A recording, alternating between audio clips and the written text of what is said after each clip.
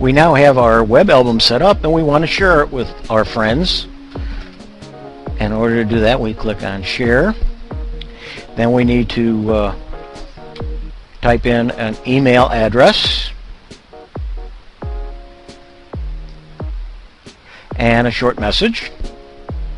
And remember, we set this web album up to be only shared by our friends by invite, and that's the reason this comes up. It's not open to the rest of the world. It's only open to people we invite and have the web address or the URL. And at this point we are going to send a copy to ourselves, and then we're going to send out the invitation. The reason we want to send a copy to ourselves is so that we can have an exact copy of the invitation. And okay, the invitation has been sent. Now we're going to go out to our NetZero account and we're going to look at the message that we received. Notice it has a picture of the album, the cover picture. It has a short message, and then it has an address in which we can click or copy and paste, and then there's also a place to just click to go to play the slideshow directly.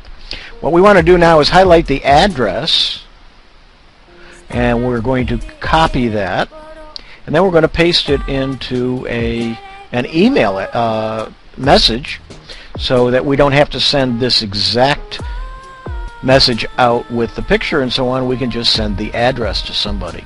So that's what we're going to do now. We're going to go out and create or compose a new message,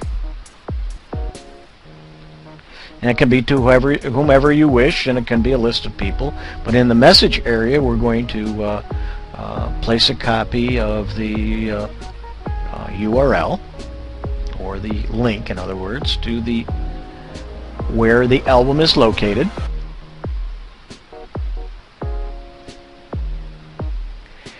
And then what we're going to do is we're going to create a shortened version of that, because it's a pretty long address, and in some email programs, long addresses get wrapped and sometimes they don't work properly. So this is quite a long one. So what we're going to do is we're going to go to a website called tinyurl, and we're going to go up, and I already have opened the web page. It's tinyurl.com.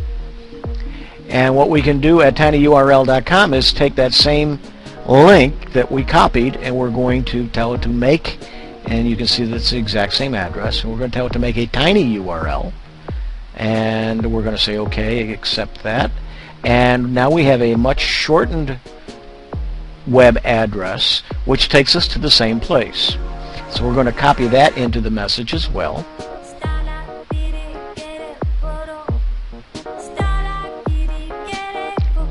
What I usually do is send this message to myself, so I have a copy of both addresses, so then I can send an email and just send the address in any email to somebody. So if I forgot to send my pictures or a copy of my pictures to somebody, I can.